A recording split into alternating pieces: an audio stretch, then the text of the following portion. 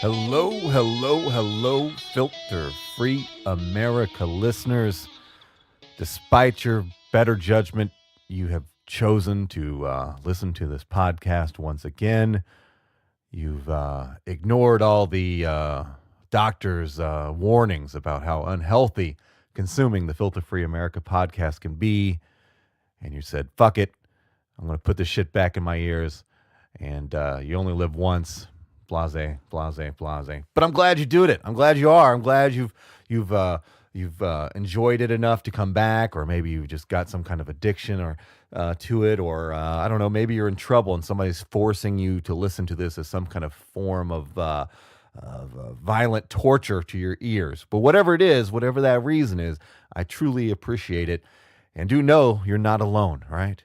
Because our numbers are growing. Our downloads, our listenership, all that stuff is growing. So apparently, whatever this product is, people really like it, right? But again, the same thing could be said for crack. A lot of people smoke crack. It's not really good for them. But whatever. But you're glad you're here. We're going to make the best of it. Whatever. Got a fantastic, awesome, interesting episode for you today. And it's going to be both some humor and some sadness to it.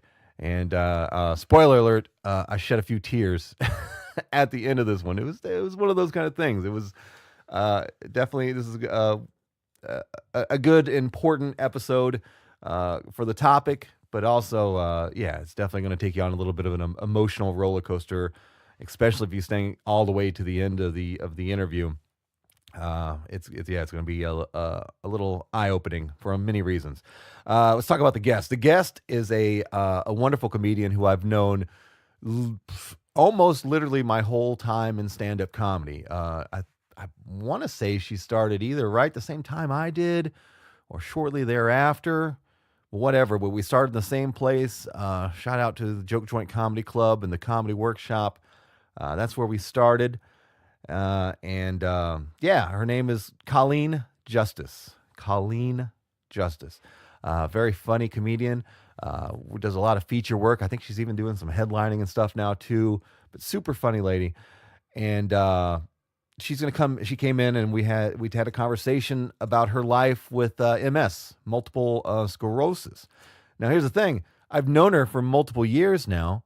I guess getting close to 10 years now. And I didn't even know that she had that. I had contacted her just wanting to get her on the podcast and trying to discuss ideas of things we could talk about. And I didn't even know that was the thing. So that's the kind of person she is. Number one, she doesn't really talk about it a lot publicly. She told me she didn't do some jokes in her act about it, or tried to do some jokes about her act about it. But she's not really like one of those people that really kind of, puts it out there. Like, hey, look, I'm the, the MS comic and all that. She doesn't really do that. And also you don't really know, right? Like I've seen people with MS before, much more severe cases or further progress or further advanced cases than what she has, but I didn't even know. So that was a number one interesting thing for me. But she gives me the details of it, right? She apparently she was diagnosed with it. I believe she's in the interview. She says 23, and she's in her 40s now. I can say that because she says it in the interview. I'm not being disrespectful. She's a beautiful 40, whatever she is. Doesn't look it. So it was very interesting to understand. Number one, I didn't even know what, for the most, I knew MS existed. I knew it was a thing, right? But I didn't really know much about it. So she gives me the info on that, educates me on what it is, how it affects the human body and all that too. But it doesn't just stop there, because Colleen is funny as she is a human being. She's also maybe one of the kindest people on this planet, because she also deals with, or I guess deals with is kind of a mean way to say it, but she has a son who has some physical birth defects that have put him in a position that he's basically needs care for his entire life. And then we kind of stumble into that part of the conversation, and she allowed me to ask some questions about that. So since she talks about his condition and what's, experiences, raising a son who's now 18 years old with a pretty severe uh, medical condition. And as I'm recording this intro, I can't remember the name of the condition that he has, but she does say it in the podcast. So I apologize for not priming you for that part of it. But she tells some, great stories just about, parenthood and dealing with kids with medical conditions, and especially in a situation where she knew that her son was going to be born with some kind of medical condition. She knew that going into it, and her and her husband chose to raise that child, and she gets into that a little bit as well too. So this gets into some very deep stuff. There, the whole episode it's great content all the way through, but definitely towards the back half of the episode, it's going to get a little more emotional, and I just want to give you a heads up about that. So yeah, we're going to enjoy that. Definitely.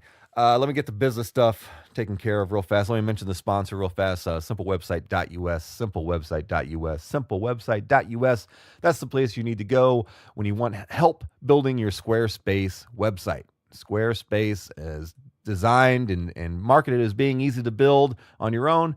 But if you're like me and you're terrified of doing anything online because you're bad at it, that's probably who you need to turn to, simplewebsite.us. They do that. They built the Filter Free America website. Go to filterfreeamerica.com. Filter Free America, America intentionally misspelled with a K, right? And it's an example of their work. They built my website. They maintain my website for me. They do all of that for me. They do everything for me. I don't have to do anything but tell them, hey, I want some pictures here and some words here. Can you do that? Oh, yeah, we can do that for you, Mr. Vincent. No problem. Take care of that. And they do it. It's like magic. I don't even know.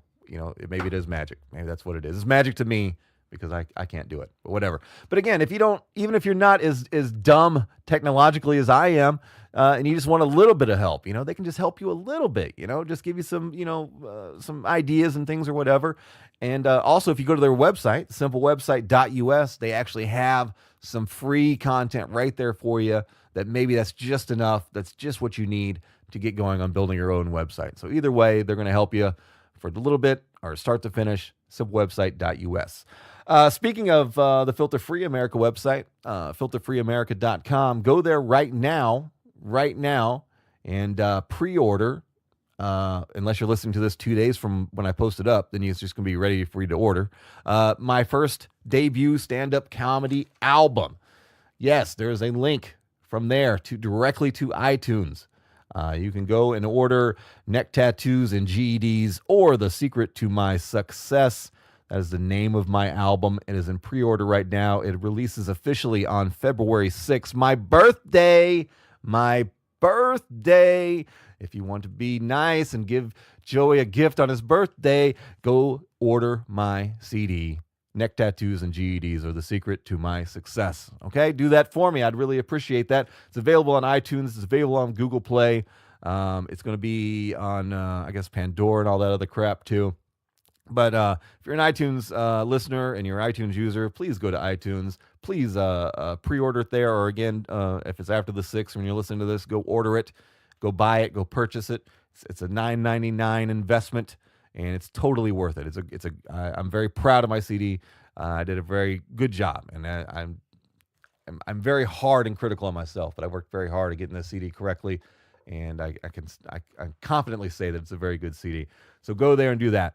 Also, while you're there, please take time to give it the nice 5-star rating. Leave a review as well. Also, doing those things is very helpful to me as an independent comedian doing all this stuff on my own. I need as much traction as I can get in this world of stand-up comedy, and I would love to break into that top 10 range of the top 100 iTunes comedy albums, and it's very possible to do based on the pre-sales that I have already and other sales that I know will be coming. I think it's something that we can do, and so if you enjoy this podcast, if you enjoy me at all, I think you will also enjoy my comedy. So give it a chance. Like I said, you can go find it on iTunes, or you can go just to the filterfreeamerica.com website, and there's a direct link to iTunes from there on the store page. Also, I just sent an email last night to simplewebsite.us, and I will have physical copies offered on my website as well too. If you order a physical copy, of course, I'll scribble my signature on there. So if I ever die in some kind of strange, newsworthy event, or I don't know, the federal government finally gets tired of me talking shit about them, and they come kicking the door and throw me on trial for, I don't know, whatever they do to people like us, then maybe it'll be worth something someday, right? You'll be able to have that. Look, I got Joey's signature right here on the CD right before that CIA agent put a bullet in the back of his head. Isn't that great? Yeah, I'm going to sell it on eBay for like $1 more than I paid for it. See, that's what you got to do. That's all you got to do. A couple comedy dates I need to mention real fast. First one is a show I'm super excited about. This is my first time getting to perform at this venue. This is I'm looking at the event poster right now, trying to read it like I've got it, stuck in my head, but I don't. It's the Big Bubs Comedy. Big Bubs Comedy. This is in Winona. Am I saying that right? Winona, Winona,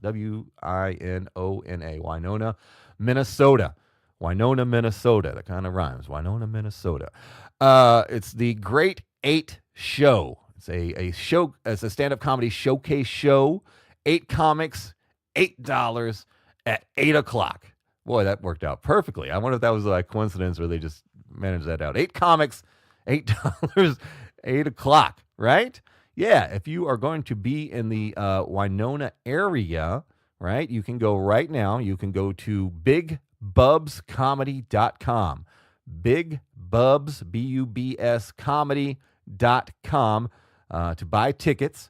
It's the address is 65 East 4th Street in Winona, Minnesota.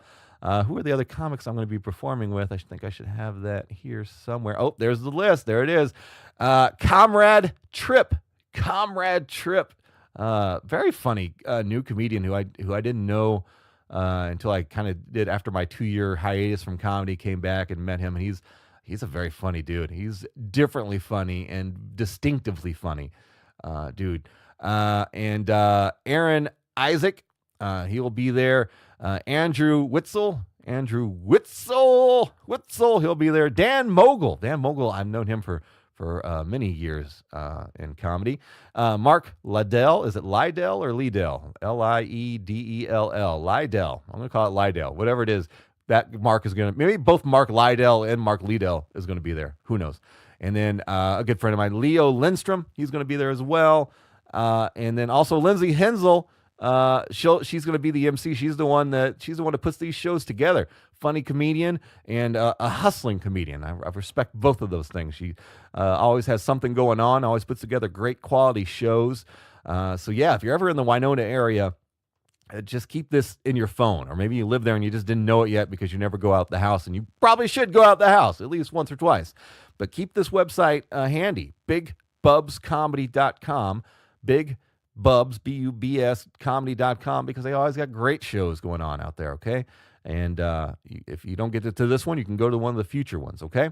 Also, the day after that, Saturday, February the 16th, the guest of this podcast, what a coincidence, perfect timing, Colleen Justice, or her full name, Colleen Doyle Justice. She will be performing at Legends Golf Club in Prior Lake, Minnesota. Legends is 8670 Credit River Boulevard, Prior Lake, Minnesota, 55372. That is where the show is going to be. If you would like to get tickets, reservations are required because this is technically a Valentine's Day show, so that's what it's being billed as. Valentine's Day show. For tickets, call 612-710-2713. Again, 612-710-2713. And you're going to see Colleen. The guest of this podcast is going to be headlining there. Colleen Justice, right? I think the tickets are, it's the comedy show, and there's a dinner show price also, whatever. Just go call the number, get the prices and all that stuff. Doors open at 4:30, dinner 5:30, comedy from 7 to 9, and they even got live music at the end too. So it's a great kind of full show. But surprise, guess who else is going to be at that show? Why would I be promoting it if I'm not going to be on there? I'm on there too. I'll be featuring under Colleen. as well at the show. A good buddy of mine from Las Vegas, Trez he's a good buddy, and I can never say his name. Is it Malay or Mala? Malay? I'm going to say Malay.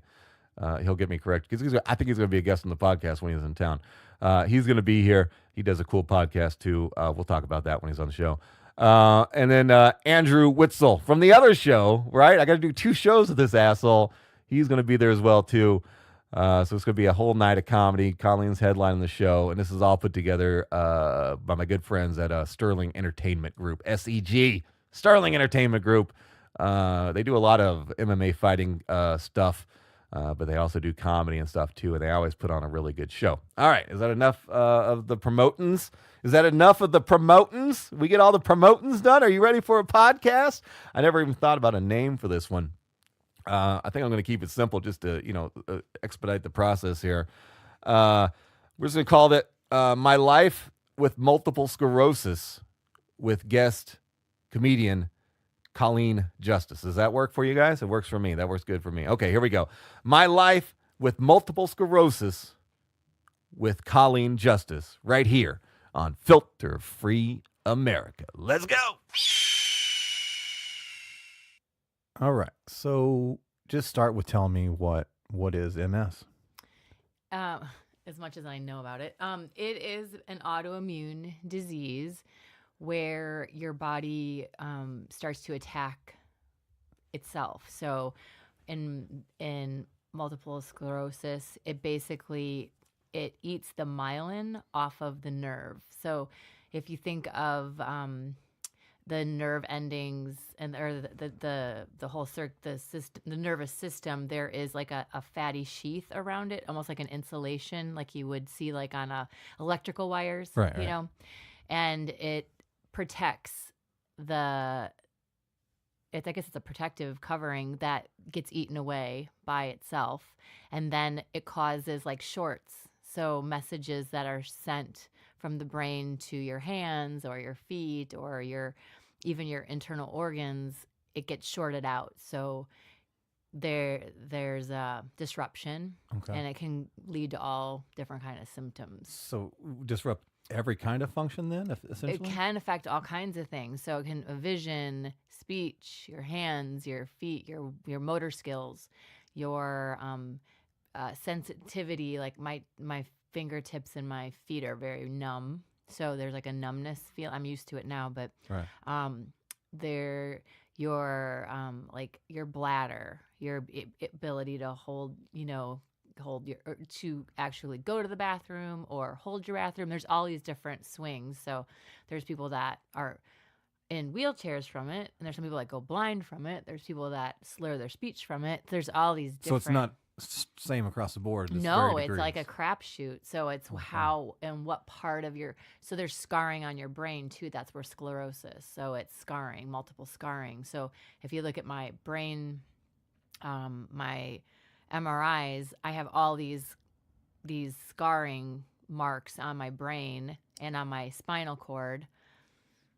And it looks like I should be more severe than I am. I'm not. I don't really present people don't know I have it. I had no clue till you told me. No clue. Yeah. So, people my neurologist will look at it and think you're do well for how the scarring looks, but I'm not sure why that is, but that's always a bad sign when the doctor says you should be really worse. I know. Based on what I'm seeing here, you should just really have a fucked up life, but you're doing all right. Well, when I first was diagnosed, I was 26, so that would have been 1997. Okay. Or I'm sorry, 23. I was 23, so it was 97 when I was diagnosed. And at that time, the medication was all injections and shots and giving yourself shots, and I hate needles. Right. And so I'm like, of course, I'm not going to be doing that. And the doctor at the time, who was the best in the area, renowned for her abilities in the neuroscience world, was like, yeah, that's fine. If you don't want to take medication, don't. So then I came back a year later for a checkup, and I had a lot more scarring and symptoms. And they learned so much in just that 1 year. She's like, had I known what we know right now about this kind of medication, I would have said for sure go on it. But in that 1 year, they learned enough. They've made quite a few strides since I've gotten it.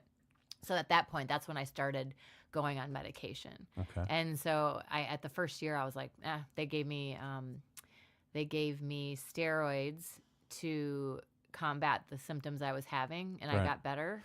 Let's back up before we go too far to where Okay. you're at now. What was there any signs, or when did you start having any kind of signs of something being wrong before 23? Yeah. So I would run, and when I would work out and go running, I would have like numbness that would pretty much be the whole right side of my body. It would my arm, my body itself, my back, my torso, my leg.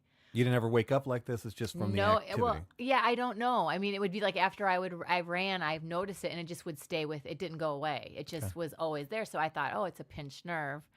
And I'd had that a lot, but then this time it was so annoying because it never got better.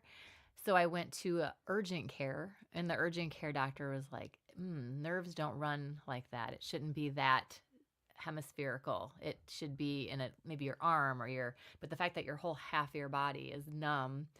And What do you remember the first time, like how old you were when you first had a symptom that, looking back, I was like, oh, that was maybe probably I was 21, Okay. 20. I mean, So it was like you nothing- were like a kid having. Yeah, no. And that's not usually MS doesn't hit little kids. Oh, okay. It's I didn't know something that that either. you get in your 20s.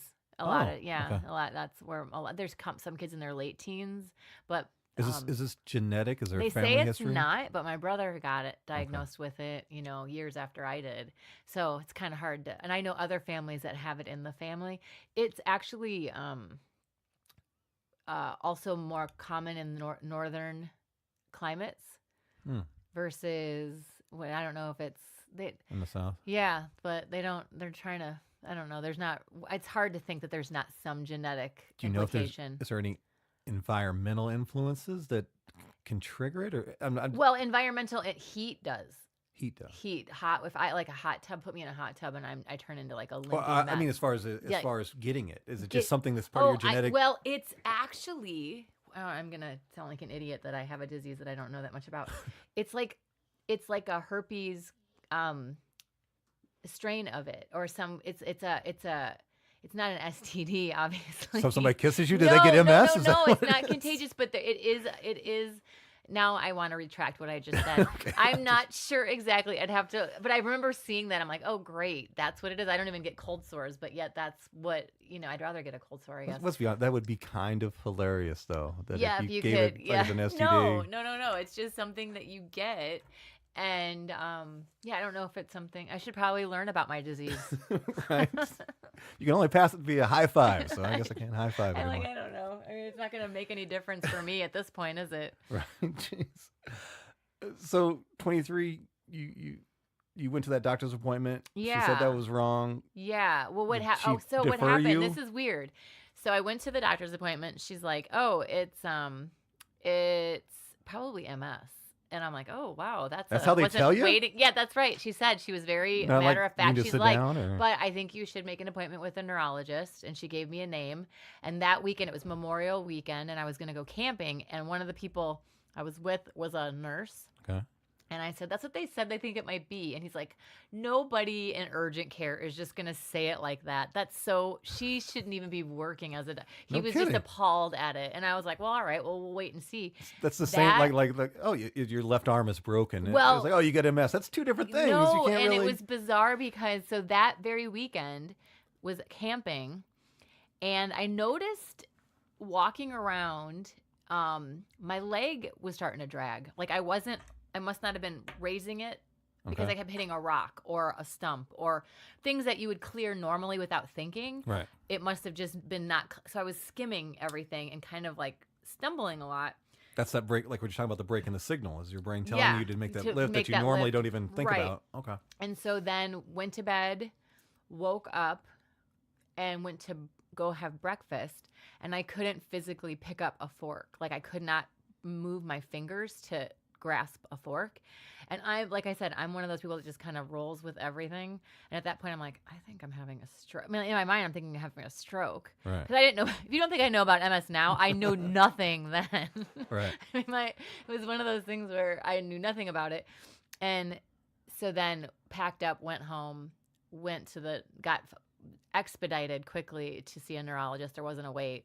and they were like, oh yeah, they did a couple scans, and a lot of times people have a hard time getting diagnosed with it because there are so many symptoms, and it could be a lot of autoimmune things. Right. But with mine, it was pretty black and white. Are there some basic, not as serious autoimmune things that Well, can show as the lupus, same way? I would say lupus probably. What else is there? I mean, can you get something temporarily that's, Yeah, I don't know, like Bell's palsy or Okay. things like that. I don't know. I'm throwing stuff out there. We're Right, just gotcha. spitballing here, Joey. Right, I don't know. I don't know. I'm not going to trust you for medical No. advice on anything. Nope. Nope. Yeah. So, just a disclaimer: I am not a medical doctor. Let's just keep that in mind. Like they didn't know that right off Right. the top. So yeah, I went in and then they diagnosed me right away, and then I got like an IV for 3 days in like a little stint in my arm, and went for 3 days for like, it's like going in for chemo, but you're getting steroids, and it fixed me right up. And then Really? I got, and that was the worst I've ever had it, where I was kind of paralyzed. But then I have had it where I get really clumsy, and you kind of try to wait it out. If you can not have steroids, that's great, because they're horrible. Because you get like this, I'm on top of the world, and they stop them. They don't wean you off, and then you you're just just like crash. It's terrible. So, Well, what about this? So the neurologist was the one that gave you the definite, yeah. this is what Yeah, you've yeah, got. yeah, yeah. How did they test for that? How do they determine that? It's it's not like a blood test or anything like that. It's basically they did a scan. They saw my brain scarring. Okay. And actually before he even put me through any kind of a scan, he had me do, it's basically like a roadside sobriety test. And it's Really? exactly like that. Hop on one leg, walk in the line, They bring touch a your cop in nose. and have you do it? No, not. It was very straight up. And it was funny because I'm like, oh, now I can, if I get pulled over, I can just be like, I have MS. I'm not drunk. See, it's a good disease. I know. So he basically goes, I'm pretty sure that's what we're dealing with, but let's take you through the MRI and see what we see. And then it just was more definitive when they saw the scarring and whatnot. Let me ask you that then. What's your human first reaction to, like, yeah, I've definitely got this, and you just said, like you said, you didn't know much about it. Well, that's right. I How didn't does it know hit much you? about it. So I'm one of those people that I don't like to get emotional in front of people. So of course I was like, okay, cool. All right. All right, fair enough. Right on, Doc. All right, Thanks. thank you. We'll go home. And like I said, that was before like the internet where you could go and Google stuff. And but I didn't have any desire to really know either. They gave me pamphlets and stuff, so I read up on it. And so I just kind of, maybe I might have got a little nervous and cried on my own, but I don't remember it being like because I was like I didn't want to have to tell my mom and dad because I knew they would be sad for me, and I didn't want them to be sad. So I felt more angst about having to tell them than I actually did having it. My brother's response was, is it like what Jerry's kids have? So like nobody knew what we were dealing with, and I'm like, I don't think so. No, it's completely different. So how soon did you wait to share it? I showed them right away Oh, you did tell because them right away. they knew I was going in to have an appointment and stuff, and so Now you mentioned your brother has it. Yeah. Is he older, younger? he's younger. Younger? Yeah, And he's 3 years younger than me. When was he diagnosed? Did he get tested right after? No, or- oh no, he didn't. He started having symptoms. This was, I would say, it's been in the last 10 years. It's been within. So I had it for a good 10 some plus years before he started having symptoms with the numbness, that kind of stuff. And yeah, I mean, I don't really know exactly. All of it's been so long. Were you guys competitive as Yeah. kids? Always Like, like you a just got the one-up MS me. because I got MS. So Yeah. you just want to be like me. Yeah, well, that was funny because that's what I when we found out that he got it, my younger sister, who's 3 years younger than him, called to like check in with them, and he saw it was her on the phone and picked up the phone, and she's calling him. He picks up the phone. He goes, "You're next." Because that was just like the 3 kids are gonna get it in order. Right. So we have a good sense of humor about it. We don't talk about it. I'm sure it's she just- does because she doesn't have it, right? Yeah, It's right. just- It's even funnier. You But guys are yeah, the broken ones. so we don't, it's not something that we like talk about a lot. It's not that we don't purposely talk about it. If it comes, I don't know. It's You weird. just don't want to wave the MS flag. No, I kiddingly do it sometimes, like when there's dishes to be done or vacuuming. Like I have a mess. Or if I lose a foot race, Yeah, things like that. No, Mom, but I can't. I need some help. Oh, my sorry, MS I is have acting MS. up. I'm I sorry. have MS. Yeah. Need to. Well, yeah, I could use that if I even told my kids what it was. They'd be like, "What?" They Right. wouldn't care. So, what immediate changes, lifestyle or whatever, did you have to implement? Well, I kind of went the opposite of probably what I should have, because I think I'm like, I don't want to be treated differently. I don't want people to, because right away they're like, you better rest, sit down and rest. I'm like, oh Jesus, no. And I probably went out and drank way too much and partied way too much, and just like, no, I'm not changing anything, and if not, I'm gonna go harder, because I was just like, I just Gotta live it up hated now. the idea of people treating me like I was fragile or different, and it bothered me. So I'm like, oh no, remember all along that alcohol is a neurotoxin, so I'm just adding to the symptoms. But to me, it was just like, Does alcohol permanently affect it well, for the it's worse, or is it weird. just like a temporary? And it is temporary, but then you'd never know, because like I've had symptoms that have come and gone and come and gone, but then they've come and then never went. So you just don't know what's gonna stay for a while or stay forever or indefinitely. Okay. So it's kind of like heat or overheating. Like when you exercise, you all of a sudden will get. If I walk around the state fair for the day and it's hot, my legs dragging by the end of the day. I mean, but once you get cooled down, it seems to clear up the symptoms, which is weird. Yeah, and you definitely don't seem like the type of person that wants the little scooter cart to drive around. No, You don't want to do no. Well, I don't know. The older I'm getting, the less pride I have, I find. I'm like, all right, maybe. But yeah, I want to stay active and be in shape, and not succumb to, if I can. I'm so not disciplined that the little things I can do to like curb whatever it is that's coming my way, I'll Right. do it. But if it's huge, like my sister found this list of foods I could eat and cut out of my diet. And all the things I love was like right off the top, cut out sugar, pop, like All that stuff. all the stuff that I live on. Okay. And I'm like, oh no, I'll start shopping wheelchairs before I stop this.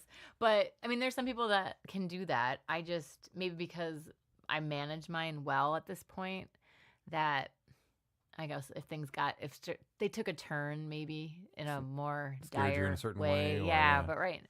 Yeah, I'll just stick with what. I mean, I don't drink much. I mean, like in a blue moon, I'll drink, but and even I don't know if it's my age even at this point, where it's not as fun anymore when you wake up.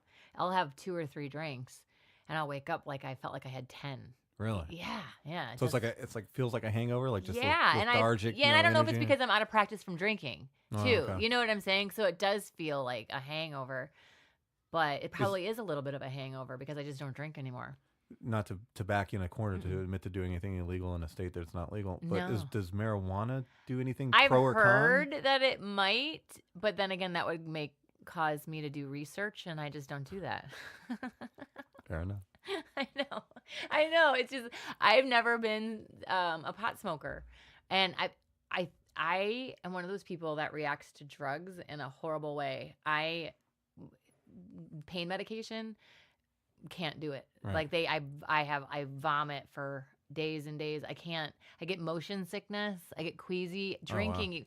So I don't know if I just have one of those. I don't metabolize stuff Well, like some people can. Like I see people that can drink and do drugs and feel great, and I'm like, oh, that would have put me out for a week. Right. And so, but like when I first started comedy, just to get the nerve to go up there, because I'm kind of a shy person around people I don't know, and the idea of getting up in front of people and talking is just so bizarre to me. No one that knew me would think that I would have that ability, and I would have to get I buzzed so up. well. Like I remember, I want to say I remember you started the Joke Joint Yeah. workshop too, Yeah, right? yeah, I knew. I thought that's Yeah. like the first time I saw you. And Yeah. you were like one of the people that just jumped up right away, and you were able to speak and everything well. So you did really well. because I would just be half in the bag. Oh, so Yeah. fair enough. Yeah, Okay. that's what I would do. I would go there, and I didn't know anyone, and I would drink 3 vodka sodas and get myself nice and buzzed, and that seemed to That worked for you. yeah. Okay. And so, but since now that I've figured it out to some degree of how to do it without getting crazy nervous. I don't drink as much. There's very few shows where I'm like, oh, I need to have a drink before this. But Right. yeah, I'm just out of practice for drinking, I think. Okay. Let's go back then. 23, you get diagnosed. They what are they doing medication wise at this age? What was the treatment then versus what's going on now? The treatment then was it was a subcutaneous shot that I would give myself. Okay, dumb that one down. Subcutaneous is Outside so the head? inner muscle is in a big needle that goes right into your muscle. Subcutaneous is just right beneath the skin, Okay. so it doesn't have to. And 3 times a week, and I did that for, I don't know, it's such a blur, for years. And it was That's it? anxiety. Yeah, and it was Okay. anxiety every time I had to do it. It was like a Monday, Wednesday, Friday kind of thing. And it was just like, I hated the shot idea. Even though I have a pretty high tolerance for pain, the idea of doing it and then doing it on myself. So it wasn't really like the act of having to be treated for this thing. It was just the needle part of it that was bothering. Okay. Yeah. I And relate. then you would. I still can't look now. I have to look I away. do too. And then you would feel like you have the flu a little bit after each one. Like you'd have a day of feeling like crap. So and when you're doing it every 3 days, yeah, Jesus. you're like feeling kind of yucky a lot. It's like 50-50 at least. Yep. And then there was a new drug. So there was a lot of new drugs coming out. And so then there was a new drug that was an intermuscle shot that you had to do, and it was a needle that was as long as your index finger, and you had to put it in your muscle. And it was the worst because I didn't want anyone else to do it. And so I would sit on the tub, on the side of the tub, and I would 1, 2, 3, and I would start and stop. So I had all these like little blood marks on my where I'm starting and stopping, because sometimes it didn't hurt at all. And then sometimes you hit something, like you might have pierced a vein or something, and then it hurts. And so you didn't know what was coming, so it made it even worse. So it was just like every Sunday night, that's what was going to happen, and it sucked. And then they came out with this little injector kit that was once a week. And that was fine, and it was quick, and it was an injector thing, but I couldn't even bring myself to hit the button sometimes. So that's fine. Honestly, this is one of the biggest reasons why I started working on weight loss and all that stuff. Was I'm terrified of getting diabetes. Diabetes Yeah. and having to do that. Oh, I couldn't do it. No, and so then I even had she's 17 now, but at the time she was 3, and I would press it. I'm like, press the button for me, and she would do it for me, and Right. that would be. Did she do it without conscious too? Like, oh hell Yeah, I'm gonna do well, that. she just she was real sweet about it, but she was just, I felt bad putting that on her, so I would try to act like it didn't bother me, so she wouldn't think she was hurting me. But it was kind of like, hey, What'd you do wanna with help mom? me out? I helped her shoot up with this needle Yeah, thing. right. Well, What? she's the only one I think that I've ever had the conversation of having MS with, because she remembers doing that. She's like, Right. what was that for? And now I'm on a drug that is, it's called Tecfidera, and it is an oral pill I take twice a day. So and it's that's great. it? No That's it? shots. Oh, Yeah. nice. And so I take that, but then I'm, of course, a carrier of something. And if I did research, I would know what this something is called. But this medication, if you have whatever it is that this is called that I can't think of, this medication can cause brain infection Jesus. and die. So I have to go in and just you have to do it anyway, but you have to get levels to make sure liver and stuff isn't. And then they always check certain levels for that brain infection. So it's kind of one of those things, like if you ever get a headache or if you're confused, go right in. But I'm one of those people that also has a high tolerance for stuff. So I'm like, is this really a headache? Do I want to go in for this? So you're kind of always weighing All right. the kind of, I don't know. I think. Oh, okay. What about like supplement? Is there anything else that you can do over the counter, or be activity wise, or anything like that thins off any of the? No, I don't know. I should look into it. No, it's one of those things that staying active and fit is probably the best thing you can do, because having extra weight on you isn't going to help you. Doesn't help anyone. Right. But then if you're also limping because of something that doesn't have anything to do with weight, do that when you have extra weight on you. So I try to keep lean and exercise. Less demand on your body overall. Right. makes it easier. And then keeping with bone density, so having muscle, building muscle mass. Diet-wise, I probably don't do as well, but I try to keep my calories low. And some days, all those calories are coming from candy. Right. I try not to, but and it depends on the holiday. I like Valentine's candy stuff. So, but yeah, so I try to stop eating at 7, Right. and I kind of do intermittent fasting, which That's what I do. is an easy way to easily When's take when's off your weight. first meal of the day? Usually? My first meal, I stop at 6 at night usually, Wow. and then well, because I can be back in bed by 9 if I'm Okay. not doing stuff. I'm in bed by 9 anyway, and Okay. so then my makes more first meal I get to eat at 9. So I do like Oh, a yeah. 16-hour. I Yeah. think that's 16 hours at that point. My earliest is like either is noon, but usually it's to 2 or 3, and then I try to stop. Depends on how bad my set went that night. Yeah. I eat emotional eat sometimes, but usually by 10 or 11. It's like Okay. the last time. But I still make sure I allot myself at least an hour to 2 hours So I don't before know- I go to sleep to lay down. Question for you about intermittent fasting then. Huh. So I've heard it's good to eat mostly in the morning versus late at night, but if you're doing intermittent fasting, does it even make a difference? Like I said, my body now doesn't even. I'm not even hungry. Like I'm not hungry Yeah. right now, sitting here right now, and all I've Yeah. had this morning is a kombucha and a flavored water. Yeah. So that's the closest thing to calories that I've had. Okay. I eat when I get hungry. The only thing I change is like I haven't gone to the gym for a month now because of my knee. Yeah. But I'll eat like within a half hour after I work out. So if I go to work Yeah. at 1, I need to hit the gym by 11. I get done there, then I'm usually putting something in my face Yeah. by 12, 15 ish, Okay. and it's my first meal Yeah. of the day on those days. Yeah. But So yeah, I always heard that eating late at night isn't good, but I think if you're doing the fasting, I didn't know if that made a difference. So I just, like I said, well, your body still goes through it. That's something I learned too, and it's like you don't want to have like your biggest meal at night right Yeah. before you lay down, but it's Yeah. not going to kill you because your body still goes through those functions. You're Yeah. still digesting, you're still Yeah. processing, and there's, I don't know, but I wouldn't eat like a bunch of chicken fried steak and gravy before I went to bed or anything like that. Well, I just get so hungry in the morning, so it's one of those things where it's easy for me at 6 to be done, and then, and I can make a glass of cup of tea or drink a pop before I go to bed, and it doesn't bother me. But just What about like as far as a balance of nutrition, as far as nutrients and all that? Yeah. Are you worried about that now? Do you do anything about that? Do you take No. any supplements to make sure no, you're I getting... used to. Yeah, I should do that. I should probably do that too. Vitamins I did for a while. So I do vitamin D because of bone density. Okay. And I Is your diet like? Do you kick anything out of your diet? Are you no dairy? Or no. are you Oh my vegetarian? God, no. Nothing like that? Okay. No, I can't. everything. I couldn't. I mean, and not that I feel like I'm like a moderation person. Okay. And so I'm sure dairy is the first thing they probably will tell you to not do.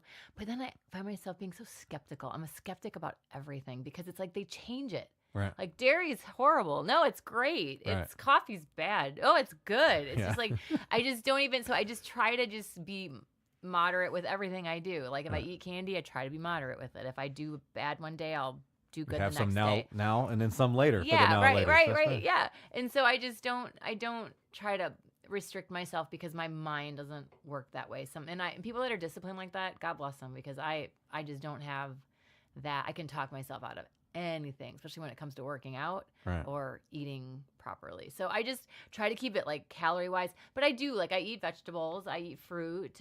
Like I wake up, I have oatmeal, and then I'll have like a protein bar midday, and then I'll have something for dinner, and it's usually it's got a meat and a vegetable with it. Does the research show, or did the doctors tell you that there's certain things that you should be eating as far as beneficial? No one's ever told me anything like that. Okay.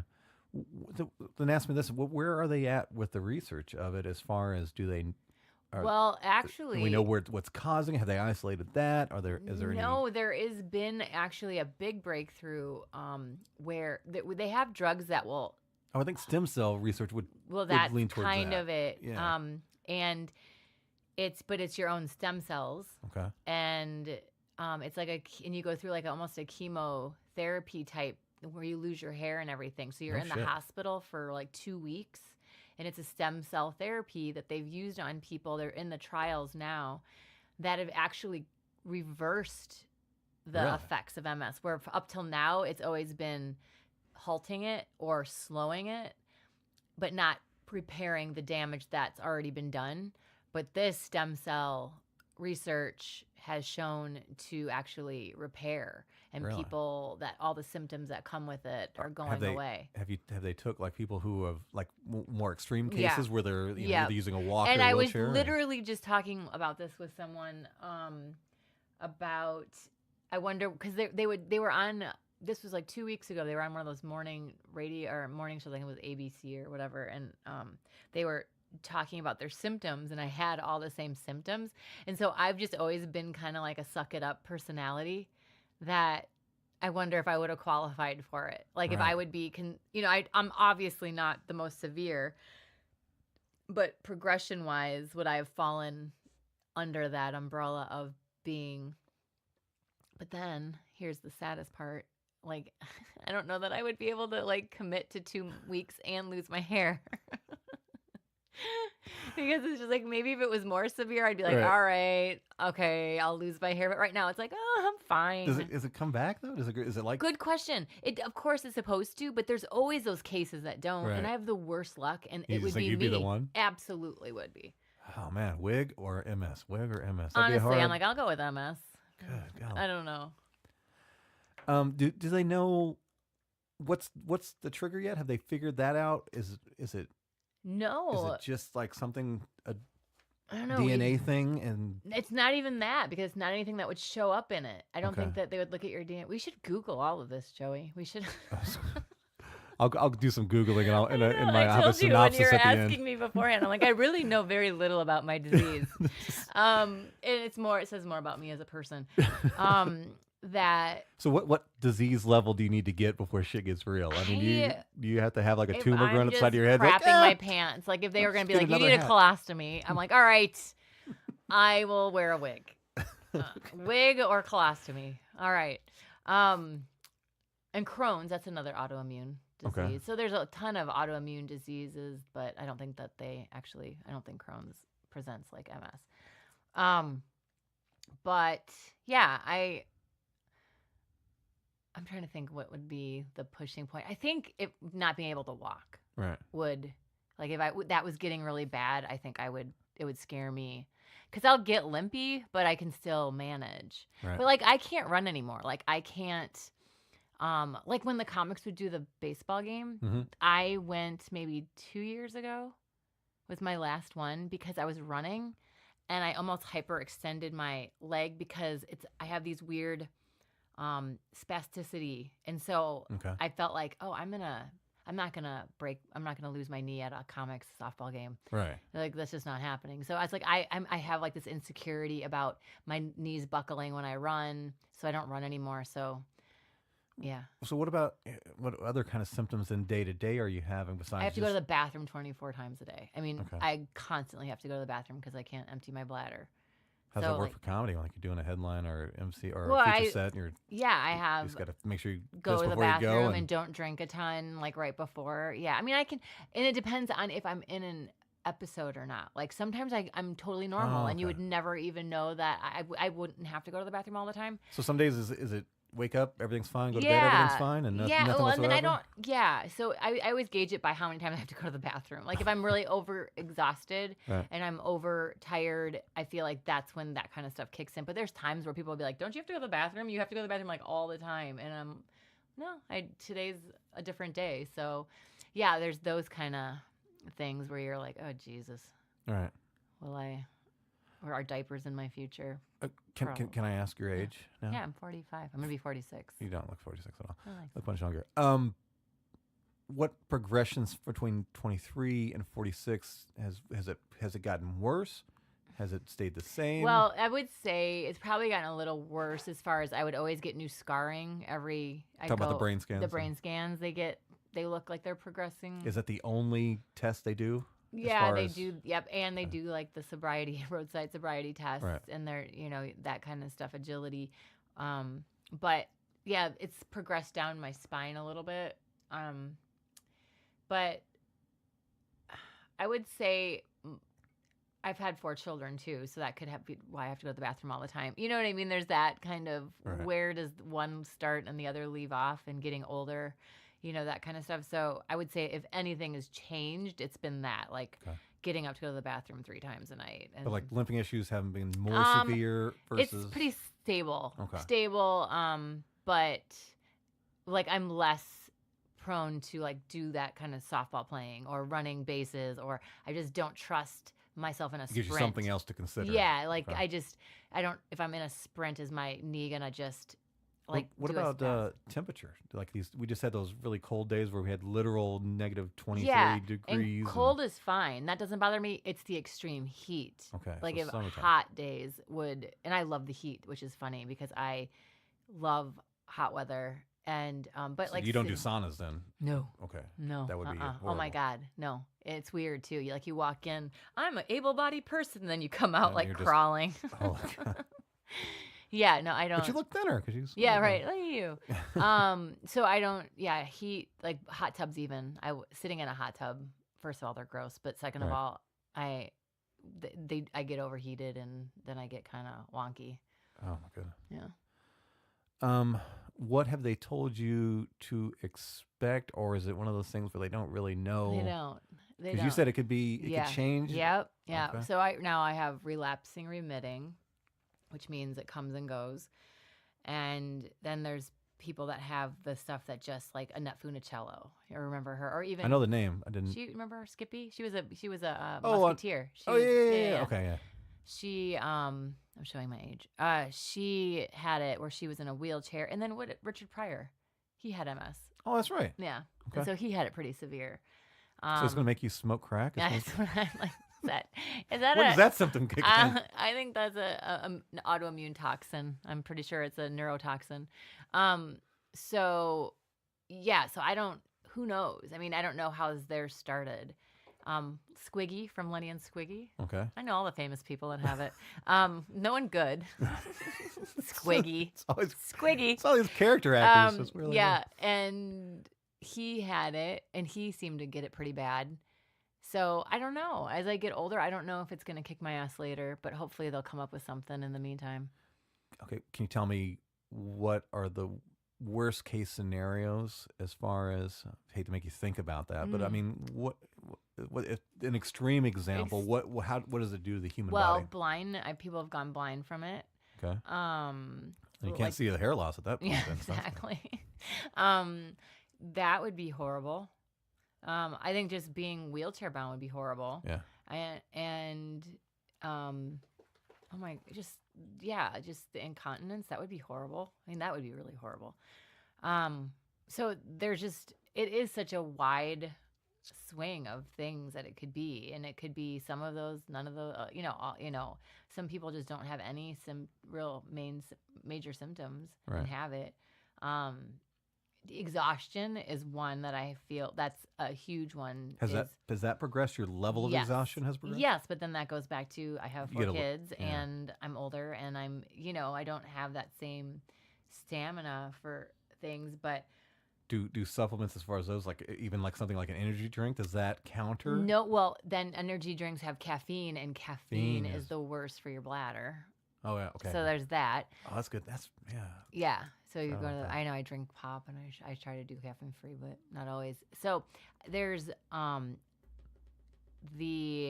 there's that weird. So you do try to stay healthy-ish for that reason, but I don't go crazy. I go to bed pretty early. I don't, I get up early, but I try to.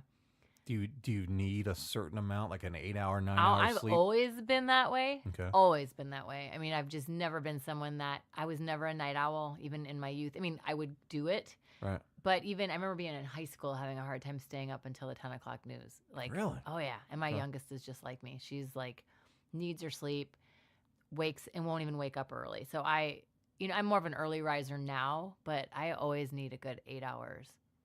Does it heighten the legitimate like reactions from the MS if you like say you just had a 5 nights? Do you more apt to get? Yeah, probably. I think because I'm coming off of going hard and I'm feeling it these last couple days, and just emotionally, they say it causes depression, and that's been something that I've dealt with. with it. You think you connected to that as far Yeah, as just that? Okay. yeah. But I've also one of those like I'm not on anything for it, but I'm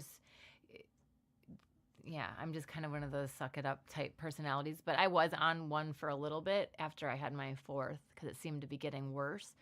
And then I stopped, and it was fine, So I'm just kind of like a steady, not hitting super low lows or Right. super high highs either. But What about, has there anything that you've either wanted to do or used to do and can't do now that directly connected to the MS? That you I just mean, like, I was an can't do it active person. I mean, I do like. You're talking about the It running. sucks. You Just can't. running. I mean, just doing like walking the fair. I hate at the end where you're just like limpy and exhausted and kind of, you have to sit down a little bit more and Right. and just being exhausted a lot stops you from doing stuff. Like it keeps you, but yeah, I think more just that being that active. I'm used to being numb, so, it doesn't bother me as much as it used to, but yeah, it's not. But I would say that the actual I would love to play softball. I loved being, doing stuff like that. Right. I wish I could still, but Well, let's talk about this then. You mentioned that your oldest daughter, she is aware, yeah, and you don't really try to talk about it. And you don't like Yeah. to be the MS person Yeah, and all yeah, that yeah. stuff. But you mentioned that your younger two don't really know about it, right? no, Is that no, they don't. you got to go pee? Go I pee. do. Yeah, Is that go pee. okay? Okay, Yeah. cool. Talk the piss out of you. That's good. Yeah. Go ahead. Thank talk. you. So I'll talk to you guys. 'Cause I don't want to edit. I don't like to edit stuff. So we'll keep going. So as Colleen's pissing, I'll remind you guys that if you go to iTunes right now, you can get my CD. I can tell you that, right? Yeah. I've actually got the physical copies of my CD arriving today. They'll be showing up. So yeah, if you go to the website, the Filter Free America website, that's filterfreeamerica.com. America intentionally misspelled with a K. You can go there and you can find a direct link to iTunes. And then shortly after that, we're going to be having a way that you can order physical copies like that too from my website, from filterfreeamerica.com. And if you get, I'll sign the whole thing, do the thing, want some other stuff on there. And you can get a physical copy of it too, which you definitely want because the physical copy has the CD case to it and the artwork by Doug Kelberg, and it's fantastic and it's awesome. And there's all kinds of little intentional Easter eggs hidden within the packaging of the CD that I had put in there. That if you know anything about me, you're gonna appreciate and like and know where they came from. Also, make sure you're going to all the social media stuff. Filter Free America on Facebook, Twitter, and I think the Instagram is under my name, so that's what it is. But we can do all that stuff. That's always fun and helpful. So I did it. Sorry. Colleen's back. How was it good? It was good. It was a good. And one? I was like, maybe diapers are in my future. I could have just powered through. So you spent a lot of time going to the bathroom in all the different places and All stuff. of it. I know every place. Right. Everywhere. I Well, mean, yeah. My day job is driving. Yeah. So I go to the bathrooms and convenient. Would you have a favorite convenience store bathroom to use? I mean, you have to pull over and go. Oh, when you're like on the verge of pissing yourself, they're all your favorite. It's like, it's like a drain. Is it just a shower? I'll stand over it. It's my favorite. No, anywhere that gets me from not pissing my pants is a favorite of mine. I always go base mine on cleanliness. That's what I base mine on. I used to. I don't care anymore. Mine is Quick Trip. They have the overall nicest? the nicest on average clean. They're not a sponsor at all. You guys should be, but they're very clean. I do bathrooms. that with it's not my cleanliness, but if we're talking gas stations, I do the speedways that don't. You can just pump your gas. You put your card in and pump. You don't have to fill in any paperwork. It's just like you don't have to put in your social security number or your address or all the things they ask you before you can pump. It's just put your card in. Thanks. Start pumping your gas. I'm like, I will come here every time. And that's a little bit different because there's another angle to that is like, where are you at geographically that you can just start pumping and you want to pay cash, but they'll turn on the pump for you without you having to come in and pay first. Oh yeah. That's a big thing for me too. It's like, I was like, come on, I'm not going to steal your fucking gas. Yeah. I mean, I get it. but I'm here. Well, So I only go to gas stations where I can't. If I want to pay cash, I can just start pumping and go. oh yeah, That's kind of. they have those.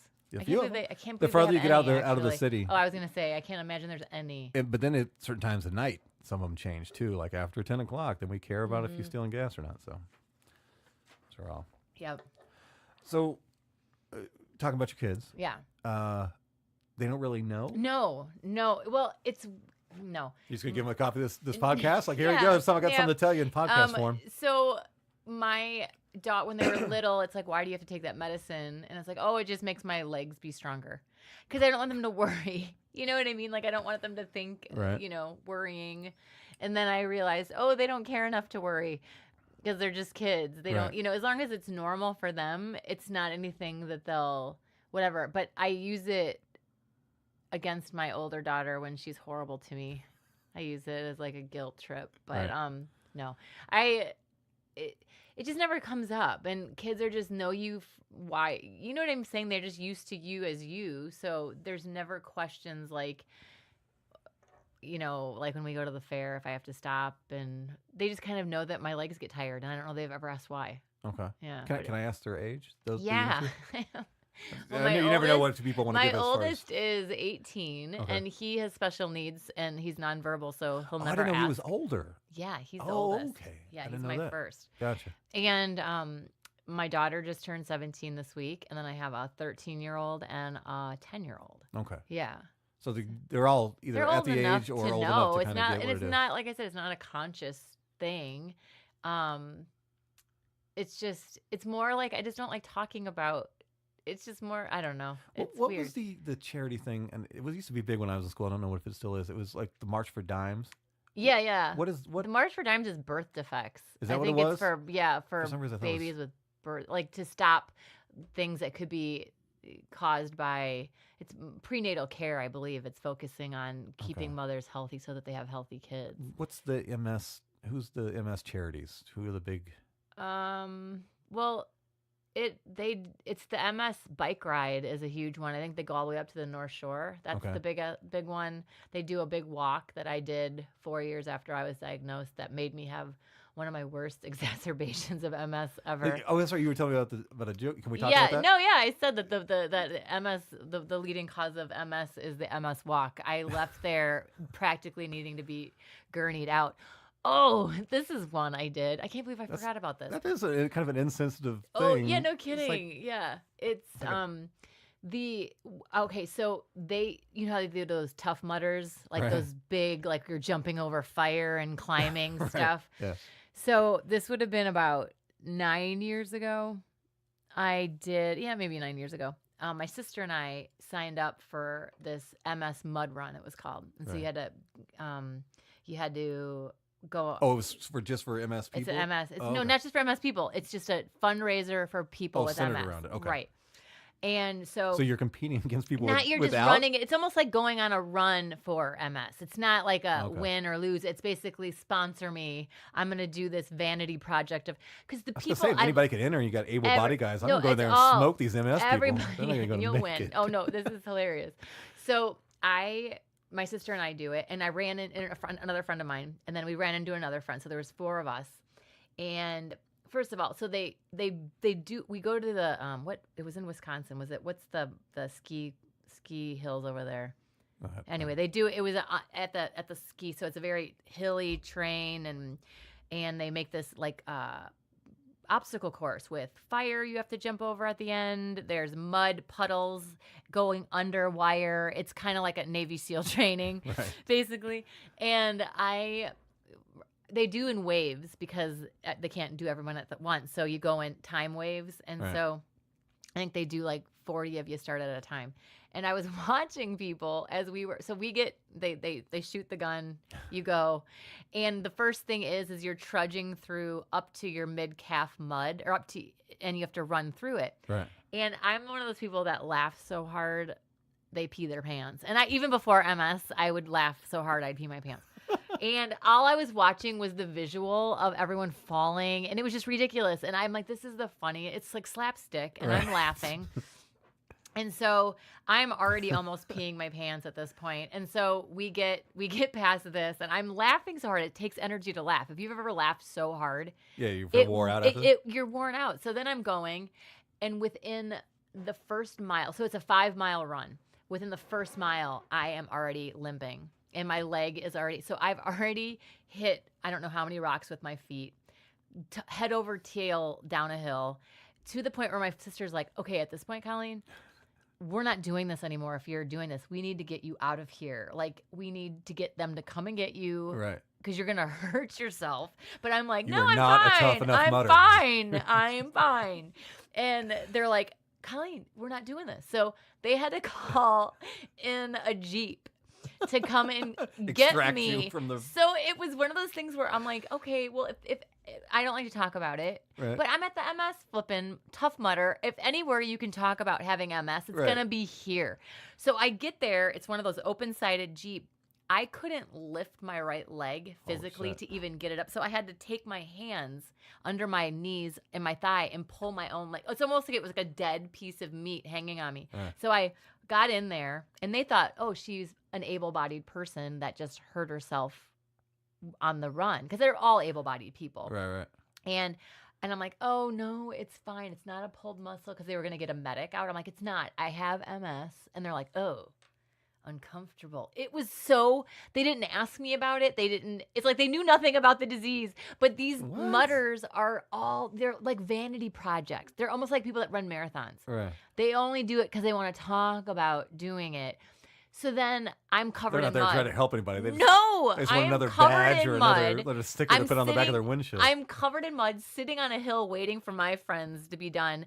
And people are seeing that I'm covered. So they're like, oh, what was your time?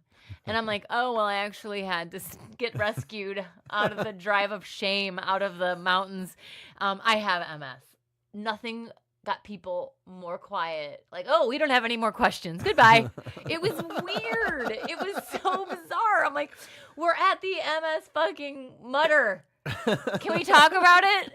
So people wonder why I'm weird about talking about it, because people shut down. They're like, oh, we wanted to talk about our time. Right. Like, we wanted to tell you how good we were at it. And Totally forgot that they now were we're there in for the something. face of someone that has the disease I'm tough mudding for, and I'm uncomfortable. I'm like, go screw It could yourself. only have been worse if they would have said, well, you're welcome. Yeah, exactly. I might as well. And I was telling people, just because I was seeing it, I go, if you want to just give me your money straight up, you can skip the middleman. If you want to give me your entrance fee, 100% of the money you give me will go to MS. it will. 100%. All of it. All of it. It's ridiculous. Holy cow. So yeah, there's that one. But all of those runs and stuff, it's all about the people running. It's not what they're running for. They just love an excuse to do it and talk about it. Like they need like a power wresting competition. Oh you my know? Like God, I'd win. I would win it. So, holy cow. So what do you plan to tell your kids, or No, I'm sure. I mean, if they asked me today, yeah. I mean, and they might know. I don't know. Right. They've never asked me questions. Their dad might have been like, "Be nice to your mom. She's da-da." Right. I don't. I don't know. They've never asked any questions, so it's not even anything that it would. And like I come said, up. to a person from the outside looking in, you look No. perfectly fine. Right. Everything's I was Right. shocked when you told me. Yeah. So I mean, there may be a time though that something may. People that are close to me will be like, "Are you tired?" I'm like, "Why am I limping?" And they're like, "Yeah." So they can see it, like it's subtle, but people Now I'm that gonna be know watching me, that every yeah, single time. I know. Now I'm the MS comic. Damn it. No, but I don't. It's not a conscious decision. It's just one of those things where I'm one of those weird people that I just don't talk about myself. I just get up, do my thing, and Well, I'll ask the question so everybody hates me and not Yeah. you. But why don't you want to be the MS comic? Because you see a lot of comics either by direct connection or they suffer it themselves. Josh Blue being an extreme Yeah. example. But whatever your thing is, yeah. it's got to be a little helpful for comedy in some kind of way. Absolutely. you And know? I tried doing some stuff with it, and I didn't do it right out of the chute. I did my tried and true and knew they were into laughing. Right. So you could kind of gauge them. So I'm like, all right, here's some new stuff I got. And they just got like, oh, sad. We're sorry. This isn't Did you funny. try to just disclaim it at all? Like, look, you can laugh. This is me. I have Right. this. Well, I said How I'm do you counting on like down the road. I've always been looking for a hook for my comedy, and Right. wheelchair comic might be my thing. Well, so Kane technically has a hook. yeah, well, it, so- exactly. Well, I was thinking that if I needed it, because you know that there's like not all. Josh Blue's very funny, Right. but there's people with disabilities where they're up there and everyone's going ha ha ha ha ha ha ha ha ha and laughing really hard. Yeah. And I'm like, I'm not above that. So if I really don't go anywhere with Well, my the thing, you're generally funny, so you divine generally funny with the- yeah, MS. yeah, you're yeah. gonna be a star. yeah, right. There'll be no stopping me. Well, So I was more asking not just for the material, because material Yeah. obviously that's a go-to too, because it's such a unique experience, Right. relative. But gigs specifically, there's got to be fundraisers and things like that as well too. And you seems like like gigs, Like- making it into like for like MS fundraisers and things like that, more opportunities. Is that not something you want to capitalize on in that angle, or no. okay? I don't know, because then they would, if you did that, it would have to be a lot of MSC like jokes. MS jokes.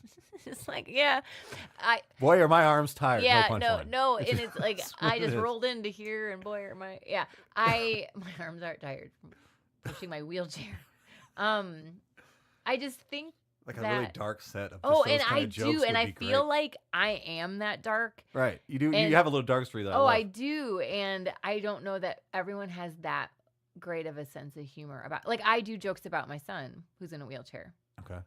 and Can it's I com- ask what's? yeah, he has amniotic band syndrome, which is also a crazy thing that no one's ever heard about until this football player that has the missing arm. Yeah. Yeah, he That's had the same thing? Yeah, but it can. Oh. It's basically it's called a mechanical defect. So when I was pregnant and he was developing, there's two sacs. There's the amniotic and the embryonic, and as the baby grows, the two sacs fuse Okay. together, and the inner sac, for whatever reason, ruptured a little bit, and these bands that fuse the two sacs together get inside. And so for that football player, it wrapped around his arm. And so as the baby develops, it constricts. And so it could be as something as little as missing a finger, Okay. or as severe as Jack, where it got over his head and face and it amputated his left arm completely. Holy cow. Yeah, and then with the brain damage, his feet are clubbed.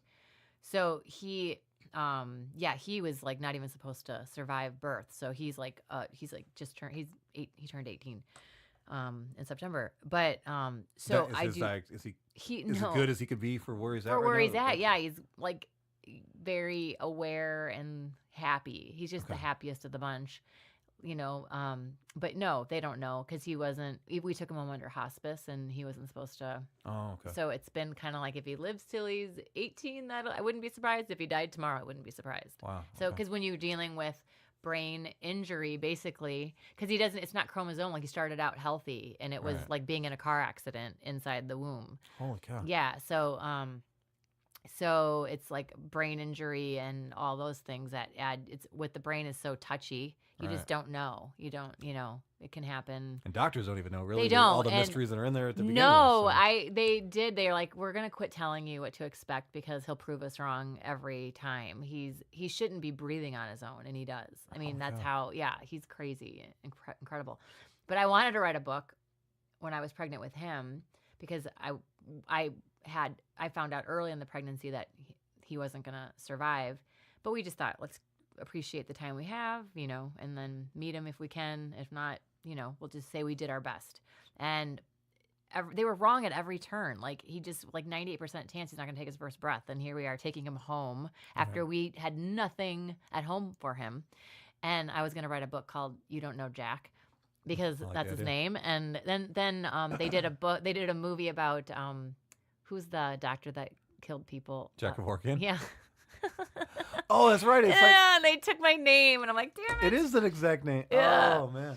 I think they had a movie or something called You Don't Know Jack, or I'm like, it's ruined. It'd be like a companion thing. Yeah, You know, no. these are two extremes right Yeah, here. exactly. Holy cow. Yeah. Do you think that this is my GED educated psychoanalyzer. Do you think that the reason that you're not really want to tell people about the MS and it's kind of like a thing? Yeah. Do you think that maybe there's like a guilt factor with Jack now? Like you're like, why would I say about my thing? No, And I've because I got was like this that before him. Okay. But I think it has Yeah. more to do with, if anything, to lock the two or to intertwine the two is a pity thing. Right. It boils down to that for me. I just do not like people to feel sorry for me because I don't feel sorry for me. Well, maybe And he's like a strength for you then. absolutely. Because he's Oh, overcome so much. So you're like, absolutely. How do he you can do complain? this. Why can't we? Well, and I say that to my other kids. It's like, are Oh, you complaining man, I about didn't that? think about that. I'm like, give me a break. You know, got double because you can I- say, look I've at got Jack guilt and look at me. and me. Quit it. Quit being little bitches. No, I am all about. I just absolutely. This kid probably feels like crap all the time, but he's like, it's his norm. Like, Right. just little, not Ugh. like pain, but just discomforts. Like, oh, I can't, wipe my mouth, or I Right. can't, just those kind of things that we take for granted. That how do you even complain about anything? But I was like that. We were before. joking earlier about the people getting too wrapped up into social media and Yeah. things like that, and worried about Twitter count and all that. Like, Oh yeah. can you imagine? It's him caring about No, anything other than. I don't. It's like why would you care about that? Look at this kid. He's No, it is. I guess it's humbling. It's kind of one of those things where I never thought I would have something like that in my life. Because you kind of like look, oh, I'm going to have all these healthy kids and my life's going to be great. And then you think, oh, having a child like that would be just the worst. And it's turned out to be the best. It changes, it makes you grow up, and it makes you just really it's reevaluate. a filter you put on everything. It from now on, is. right? It is. It's one of those things where you just you live for something other than yourself, and you do that with children anyway. But more so, it makes me slow down. Like, we can't just jump in the car and go. It's a process of Right. Everything's is he gonna like it here? Is it gonna be it's just it makes you stop, and it makes my kids cooler because they're not spoiled in the sense where they always have to be doing stuff, Right. because it's just not always in the cards for us to be able to just pick up and do whatever we want as a whole family unit. It's like someone's got to be home with Jack and that kind of stuff. So they're not as demanding, and they have a incredible capacity for empathy, Nice. and which is, what can Severely you can't ask. lacking in the world right now. So that's good. Well, there's empathy directed at the wrong stuff. Yeah. You know what I mean? Are we feeling bad for people for having these made up problems that everyone has? Everyone's freaking victims, and everyone's got to feel bad for everyone. It's like, we got it pretty freaking good. I mean, there's a Right. lot of problems with our country, but I wouldn't want to be anywhere else. True. A lot of things need to be fixed, and it's not like we're going to stop trying to be better, but to sit and compare ourselves to the worst of the worst, I just can't get on board with. I got lots of problems with lots of stuff, but Right. I get kind of. And she's and to people listening, she's completely honest. Like, I literally did not know. I've never heard you talk about it. I've never, I guess I just missed it when you did the joke on it. But you've always. What's that? Oh, with No, Jack? No, I'm talking about with your MS and stuff. Oh, that yeah. that you're not out there, waving a flag or Oh, look at no. me or any of that stuff. No. It's never been that. So No, and if people say things that might come off like insensitive, I hear stuff all the time, but it's like, I just come from a place where you assume that most people aren't trying to hurt you. Right. I think when you come from a place where you think that people are microaggressioning you, or, you know what I'm saying? I think there are people that are assholes. Yeah. But most people are doing their best, and they don't know the right words, and they don't know how to say stuff. And sometimes it's generally an accident or whatever. And you can't go through life thinking everyone's out to hurt you, or else it's going to suck all the time for you. Right. I've found that even with my son, people say things. I worry about that where do the people get the energy for that much outrage? It's like it's Oh. so consuming. it to shows some you how people. good their life is, that you have to find things. Right. That's how I look at it. Things must be going pretty good for you if you literally have to find something and dissect something and Right. cut it. That the fake outrage is what's exhausting to me. It's Yeah. just this. Can you believe?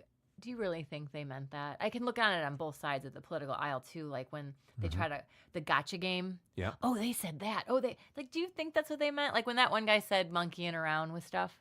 It was in a Senate race, and Atlanta, Georgia. Oh, and they took it as a racial Yeah, thing. because he was running against, and the guy that the guy that they was running that was black, he would have won 1,000,000 points with me if he would have said, "Nah, come on, there's a lot of racism out there."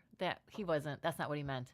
Right. That wasn't what he meant. I mean, honestly, I just the nitpicking and the looking really hard That's all to find it is. it. It's just a competition of scoring points. It is. That's all it is. And No one cares about the really, solution. it doesn't matter what you're doing to someone else's. You're going to call a man racist because of that. That's a huge claim. That's something heavier laying on that person. Right. You might want to make it count. It'd be different if he had like a list of or Yeah, a history of yes, doing that. But and there's some people that, yeah, absolutely. It's all about the bigger picture, but it's not. It's this gotcha game that's exhausting. So when I find people that get offended by words and just like I said with my son, people say stupid stuff all the time, but I just assume it's because they don't know better. Right. And you can do it in a mean way or an offended way, or just if it's that big of a deal, just explain. See, why. I'm naturally curious, which is Yeah. kind of the base of this podcast. Yeah. Is like I want to ask questions about things. Well, I always tell like, look, I'm an idiot. Yeah. But can I ask a Yeah. question Yeah. like that? And just I gauge their, if I'm going to continue talking about it based on their response. But some people don't have. No. Don't And think. I even find that with other parents with kids with special needs. It's just because I'm cool about it. And I'm just saying I'm cool about it. I don't know if we want to actually say it. But if I'm cool about stuff or laid back about stuff or not easily offended about stuff. God, I can imagine there's in this world now with somebody who's got, it's probably hyper now. Yeah. What did you say? How did you say it? How What'd did you? Yeah. And so, Holy and there's cow. some things that do hurt once in a while, but you keep it in. I don't. Forgive ignorance. You do. Yeah. Sometimes you just get sick of it and you're like, oh, again. But most people are doing their best. And unless they're being just obviously not good, I've had that too. I've had run-ins. What's an example of that? Oh, this was right after he was born. I was at a grocery store and he has a severe cleft lip, cleft palate. The band went right across his face. You can see exactly. He's just, the head shape is off. I mean, he's a beautiful mess. Okay. And so I had him in a carrier, like a little a stroller, and I was in line, and there were these high school kids that were in the store, girls and boys, and one girl got behind me and she saw Jack, and then she went over to her friends who were in another line, and they did the whisper laughing kind of thing, and like one by one they started casually walking behind me to get a look. And even getting a look is annoying, but I understand. It's Right. the laughing that put me over. Did you react? Oh, you'd like to, and I like to think that I'm a pretty good with a turn of phrase or a quip or a, like I'm a pretty, like, I can keep it together. But I was emotionally drained. You're dealing with a kid that you think is going to die. Your first child, it's just an emotional time. And I was physically like shaking, and my I tunneled out almost, like my ears were ringing because I had so much blood in my head. I was so angry. And I'm like, say something, and I didn't want to cry. And of course, last thing you want to do is start crying. And I was on the verge of that. So then I got it together and I walked over to them. I left him in the line. I just was on like, Hold my place in line, Jack. I I'll be didn't. right back. Yeah, exactly. I'm like, I wasn't even thinking straight. I was just almost like on autopilot. And I walked over, and I'm just quivering in my voice because I'm trying not to cry. And I said, I know what you're doing, and you're too old for this. You're way too old for this. And you should know better, and something to that. And it was nothing, no great tongue lashing, no great sick burns, but it was just. How did they react? They got quiet. They didn't say a thing, and I'm sure they were humiliated, I hope. But that was shitty. Like, there's some stuff that's shitty, and there's sometimes where like, oh, it's a teachable moment, and sometimes you're just like, fuck this. It's just too much. But yeah. But for the most part, and now that I'm able to grow, and I'm not as tired anymore, and I'm more adapted to my situation, people like that are jerks, and I have no problem calling that out and being like, give me a break. But it's what about it? Did you have any like negatives with like an adult who absolutely should have known better? There, I'm just guessing. Yeah. Like I would understand that if you took more time, like going through a line and having to process Yeah. whatever things that we normally do would Yeah. take you a little bit more time if you've got him with you. Yeah. And I see people now like where was I can't give it. It's something about an old person. Yeah. I was in line. There was an old person in front of us, and I could hear this person behind me huffing and puffing Yeah. because the old person was having Taking a too long. problem. Yeah.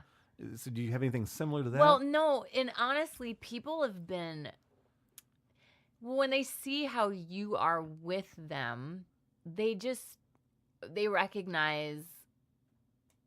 I don't know, for lack of a better word, I mean, the beauty in that soul of him. And so I think it's nice to see, I think might be refreshing, or I think we just kind of sanitize we're like, they've cured Down syndrome in the Netherlands. Well, by cured, they just abort them all. You know what I mean? So Right. that's the idea that people like that there's no place on this planet for people that aren't contributors or Right. looked at as, they're bringing something to the table. Well, he brings lots to the table. He brings people have come up. I've had men come up to me in tears, like say, they feel like it's like almost a spiritual awakening, or like it just seeing his story and hearing his story and just the miracle of his coming out, literally surviving birth and living, and not just living. He's a great part of the family, and he laughs and he loves the family, and he's 18 years old now. I mean, just the defying all odds. And even though he's 100% care, he doesn't do anything on his own. He brings so much to he's changed me. He's changed anyone that knows him. Everyone just is like in awe of it. So if you don't think that there's a place for someone just because they're not curing cancer or winning Super Bowls, Right. there's a place for that. They've changed, it changed people's opinion. I've had people. I think well, you maybe have recognized it already, but it feels like you kind of stumbled on something there. It's like that may be, the biggest thing that we're lacking. When you talk about empathy and Yeah. things like that in the world, Yeah. like we just don't care. We're so No. caught up in ourselves, and I'm guilty as much as the people I'm calling out. And that is it's just that perspective Yeah. shift Mm-hmm. that sometimes Yeah. just that interaction, meeting you and Yeah. getting to know that, and Yeah. I'm having changing right now, just Yeah. appreciating you in a different level now. Sure. Well, and not only that, I've had actually, you're talking about people saying things when they find out. When I remember, I don't get it as much now, but when he was little, and they would ask questions, and when I would tell them, like I was just starting my second trimester when we found out of his diagnosis, and they're like, "Oh, you knew about this, and you still had him." And they See, that to me is almost worse. Like, why would it is. you? They know, and that's how people. It's you always kind of thought in my mind. Holy shit! Because one woman actually said it. She said that her daughter came back from college and had seen Jack, and when she found out that we kept, continued with the pregnancy, she was saying what a selfish. The mom told me this. Like, she's like, so I'm just really struggling with her. I'm like, why are you telling me this? Because it was one of those things where I feel like people thought that secretly. And then when I heard that woman say that about her daughter, I'm like, oh, I was right. I wasn't just guessing. It was like something that actually, because I can tell by people's Holy reactions. shit. They're like, oh, like I caused this kid suffering by bringing him into the world, which is laughable because all kids suffer. Everyone suffers as part of being human. We Right. have that. That's part of it. And Right. I'm not going to, think I'm saving him from something. But that if I were to not have had him, I would have also kept him from having a dog and loving his dog and having fun at the cabin and being in the water and swimming with his cousins and all those other things that I would have kept him from having Right. just because things aren't perfect. So I think it's weird. He can communicate, correct? He At least positive, we know negative? him. We absolutely. So you talk to him about who's coming over, what we're going to do. He knows his routine. Mhm. He knows who's people's names. He understands stuff, and he laughs and smiles, and he's very quiet and still. Like, he listens, and he's like a listener. Here is actually an interesting story about what impact someone has on someone. Okay. So am I going too long? Oh no, at no, all? you're Okay. fine. Go as long as you got time for. So he went to school, and I was nervous about him going into middle school because of just middle school kids, and you think, oh, he's going to be a target, and you just send him off, and you're just like, people be nice to him, and people were so great to him and took the time to come and hang out with him. And so we got a letter maybe 5 years ago. This is when he was in grade school, and this woman that had worked with Jack on some level didn't know us very well, but she's like, I just needed to share the story with you. I was at a birthday party for a friend's child at a bowling alley, and this kid came over and was talking. I know him, and I was talking with him and asked him how school went the year before, and he's like, oh, it's not been good. It was all right. And he was talking about how he had this friend that he would go and talk with, and he was just so glad that he had this friend because he didn't know that he would have made it without having him, like having that one friend at school. And, why was it this friend? Oh, he just was so good. I could just go and talk, and he would listen and all this. And it turns out it was Jack. Holy shit. It was Jack who's helping this completely healthy, able-bodied kid. But because he loves interacting with people, this kid would come to Jack and just vent. Well, Jack's not going to interrupt. He's just going to listen, and he loves the interaction. So he'll sit and smile and laugh. And this kid's like saved. Who knows what he meant? Like, I wouldn't have made it. I don't know what that means. Right. But he was a place of safety and refuge for a kid who, and this is it. So to say that these people don't have a place on this planet is just so small-minded because he's not, like that's a huge impact that kid's going to carry with him the rest of his life. I know. And he's going to look back at it as he gets older and he matures and he understands. Yeah. That there's going to be all kinds of different levels that are going to unfold to him as he gets older. Yeah. Just from that. Yeah. Oh, man. So it's important to remember, and it's important to keep in mind, I think, especially when we have this thing passing in New York, when they're talking about fetuses with deformities. I think that we shouldn't write them off because we have lots to offer. And it's important to not just always want perfection, and that's not what being human is. We're so imperfect. And like I said, he's you can come out pristine, perfect body, and be horrible mind human, and be horrible or fucked up in many other ways. We can see it. I mean, you see it all the time, and so you see like all this. So I think we just to be mindful of it and not be so like quick to write people off. And I feel like if anything's changed me, it's not been my MS, it's been him. Because I find myself, when you're talking about the old person even, and even getting older, 45, I'm almost 46, it's not really old, but in a blink of an eye, I'm halfway done already. Right. And that went by in a blink of an eye. So I'm sure those people that are old and taking too long in the grocery aisle wondered how they got there too. Because they were probably like, I was young last week. When did this happen? So I try to be mindful of that and not be annoyed by that, because that's going to be us. Right. We're going to be, God willing, hopefully, when we hope to all get there. But that's going to be like, hopefully people don't see being invisible, I think, is worse than being, because I think people like Jack and people that are old are invisible. Invisible to some and a burden to some. Yes.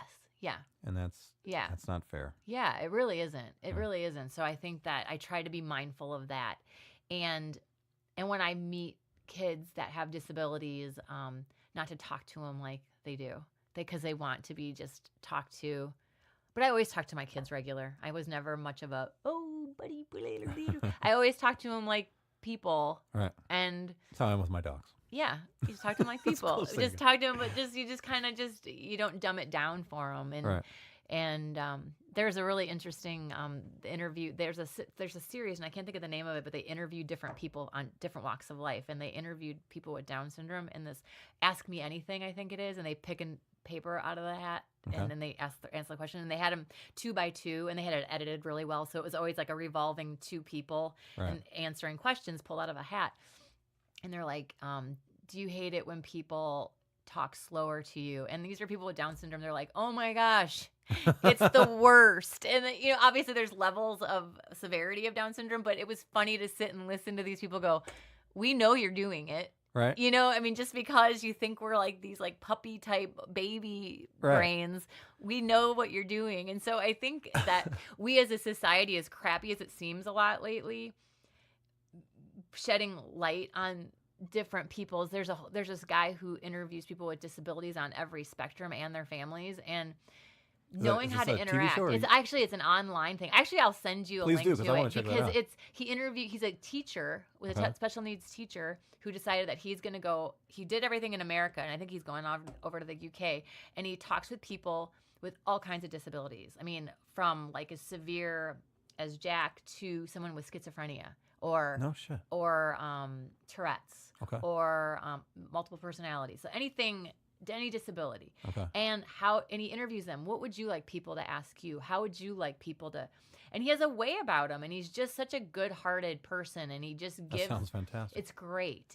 And I think everyone should watch it because I think that the medical community and community in general don't encourage people to have children with disabilities because, I mean, my doctors were like, we can schedule you to get you in and out, and you can try again and have a healthy baby. And Can I ask you a pretty candid question like that about that?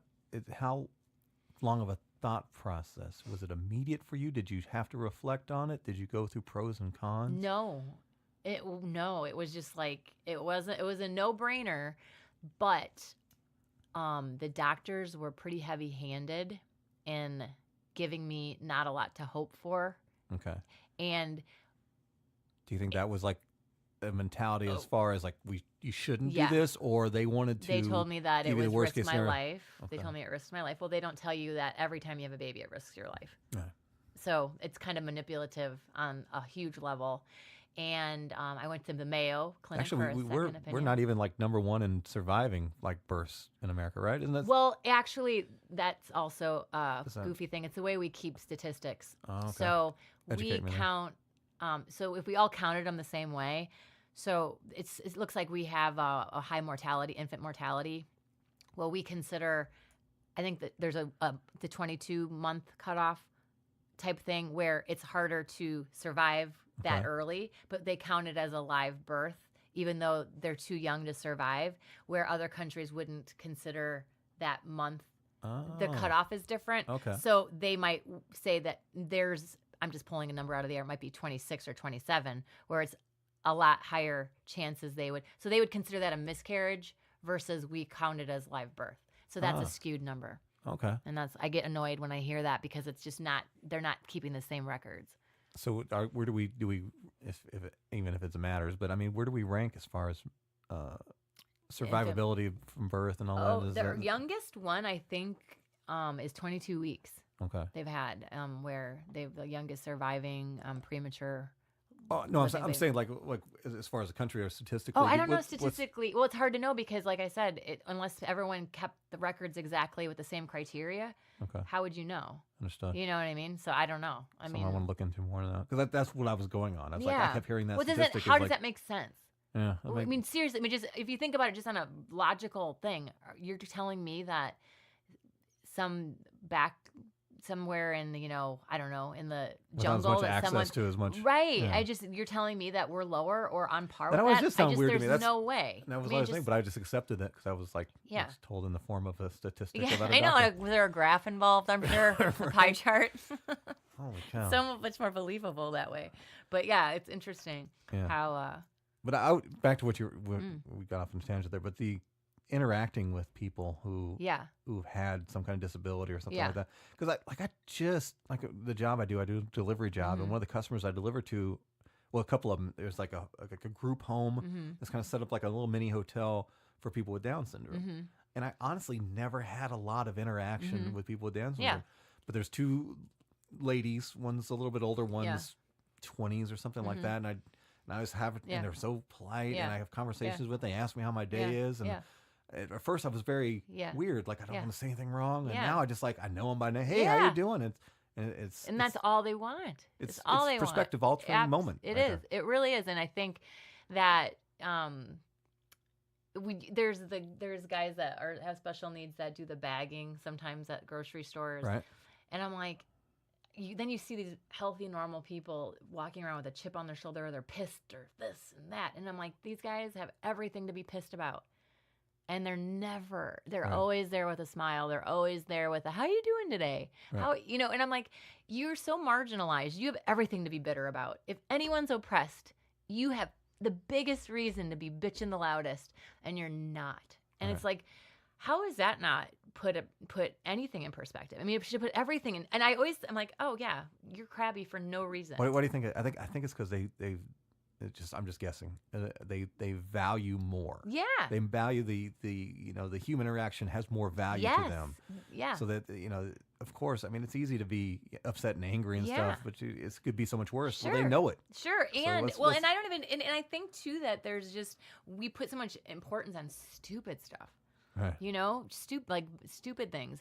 Your car, your house, your what you have, how you're dressed. And we all get caught up in that. I'm not saying that anyone's above that. Right. But when it's almost like a childlike simplicity of just be nice to me and I'll be nice to you, Right. and human connection, and that basic thing that we all have, and some people, and they just have it, and they don't lose that where they look and see the good in people instead of kind of being suspect of people. There's just a purity of a soul there that they don't lose it. They keep it, and it's beautiful. Right. And it's humbling, and it makes you think, oh, why can't I be like that? Right. So maybe that is if maybe more of us took time to do those interactions. Maybe not even that. Maybe going to a retirement home and doing it, because I delivered a lot of old people too. So I would spend a little bit more time talking to them. Mhm. It does. If anything, it makes you take account of where you're at and what you're tripping on and what you're putting out into the world. It's like, dude, appreciate what you got right here. And then what are people going to say about you when you die? Oh, Isn't that something? I've takes you to going to a couple of funerals and hearing eulogies, and some of them are just like, wow, that person was exceptional. What are they going to say about me? Right. What are they going to say about me? Oh, she was funny sometimes. What are they going to say? And so it's kind of like, it makes you think, I don't want to be known for stupid stuff. I want to be deeper than that. And I don't know. I struggle with that. That's why I try to stay off Facebook a lot, because it's like you see so much garbage and you just want to correct it or call people out, but you're like, it doesn't matter, does it? No. You're not going to fix anything. Not going to It's fix futile. anything. And not going to change them. Futile. So I just kind of watch and roll my eyes, and it makes it hard. But I don't know. Anything else about Emma? Anything as far as you're not super active in as far as any activism, if that's the right word for this? Is there any? I'm not. Any I know. groups or any place wish... you could send people to learn more about it or anything like that? Or? Yeah, and then they can come back and teach me about it. I don't know. MS Society. That's the one thing that comes to mind. But there's the MS Run, and hey, you can do a mutter with the other bunch of people. Where's the big research being done? Who's doing that? Where's it being done? Is it? Well, Neuran clinics are big. They're actually pretty on the forefront. Neurologists, but I don't know. I don't know any more than you do. Well, I'm going to give your Twitter handle out in the introduction that I recorded later, and I'll have people just randomly send you facts. That would be great. Or tell me where I got it wrong. Right. Fix it all. You're wrong. Well, thank you for coming You're in, and thank you for welcome. being so open. This is very, very good. This is a very good It's episode. a big, I really big appreciate thing it. Awesome. for me. Yeah, thank you. Thank you. Well, there we go. Another episode has come to the sweet but sad end, right? It's kind of sweet because, we got to listen to another cool episode. Kind of sad because episode's over, right? Or maybe you're glad the episode's over. Like, thank God I can get this annoying asshole out of my ears and move on to something better in life. No, whatever it is, whichever it is, thank you to you guys, number one, for taking the time to listen, taking the time to share, promote. Yeah, that's what I always keep forgetting to say now. Please make sure you're subscribing, rating, and reviewing the show. Please go to iTunes and leave a 5-star rating and review the podcast and let them know that it's a good show that you should check out. Some of you have done that. We're already getting some ratings in there. We're in the double digits as far as ratings and reviews. That's good. It's a good start. But definitely, if you're listening to this, take time, do it. Send me a rating review, especially on iTunes. But any whatever platform you're using, Sometimes you can just leave like a little heart and say you love it, or you can subscribe to it or make it your favorite. Whatever it is, just do that. Help me get some more traction for the show, expand the audience, and grow ever more, ever more. Again, thank you to Colleen Justice, comedian Colleen Justice, for taking time and opening up on my show. I guess of something difficult in her life and something that are not easy to talk about. Both things, both her fight with multiple sclerosis and raising her son. It's always impressive to me when somebody just kind of lets it all out there and says, "Look, here's my life. Let's talk about it." And that's really some of the episodes that I enjoy the most. And this is already one of my favorite episodes. I know I say that a lot. They're all my favorite. These are all like my babies. These episodes are my babies. But I really I love them all. But some definitely, as I showed in the episode, tear jerking and all that stuff, definitely, I don't know, adds a little additional value to me for the episodes that people allow themselves to talk about these things publicly with you strangers who are no telling what you guys are doing at your place. I have no clue. Okay, I'm rambling again. Let me go. Last few things here. Again, go to filterfreeamerica.com. Filterfree America, America intentionally misspelled with a K.com.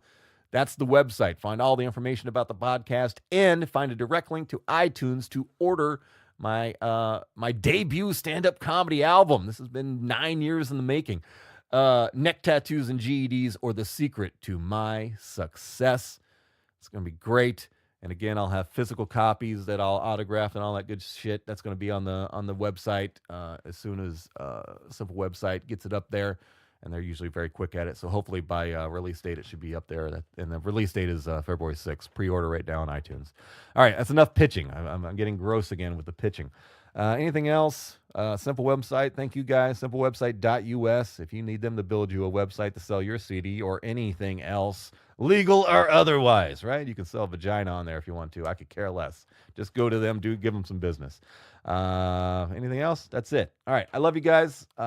Please love each other. Please love yourself. I don't ever say that. Love yourself, right?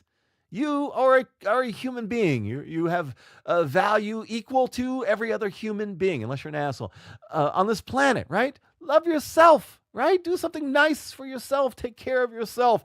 Put down that disgusting Mountain Dew soda. No, I don't ever want you as a sponsor. Drink like some water. Yeah, drink water. Maybe just some flavored water. Or put a vegetable in your face versus a Dorito, or a healthy meal. That kind of thing versus fast food. Do something nice for yourself, right? I mean, you're already starting with your ears by putting this podcast in there. That's nice to your ears. But do other things. Go walk your dog. Don't have a dog, go buy your dog. Walk to where they sell dogs. Go to the Humane Society. Get a dog. Walk from there. Walk back with the dog, right? Exercise, and you've done something nice for a dog. Look at that. I'm curing all the world's problems. Look, man, we're all human beings. Every single one of us, regardless of where the vagina lottery spit us out on this planet, our baseline for everything is that we are human beings, whether it's in whatever country you're in, whatever state you're in, whatever political party you're in, whatever sexual orientation you're in, any of those subcategory groups are all under one group, and that is humanity. And let's appreciate our own humanity. Let's appreciate the humanity of everyone else. And try to make the world a better place and all that good stuff. And make sure we all listen to the Filter Free America podcast. And make sure we rate and review. And make sure we go buy Joey's CD, Neck Tattoos and GEDs, or The Secret to My Success. All right, I'm done. I swear. I'm done. I'm out of here. I'm done. I will talk to you in the next episode. I love you guys. Go spade and neuter your pets and kids. Keep seeking the truth. Bye. Bye.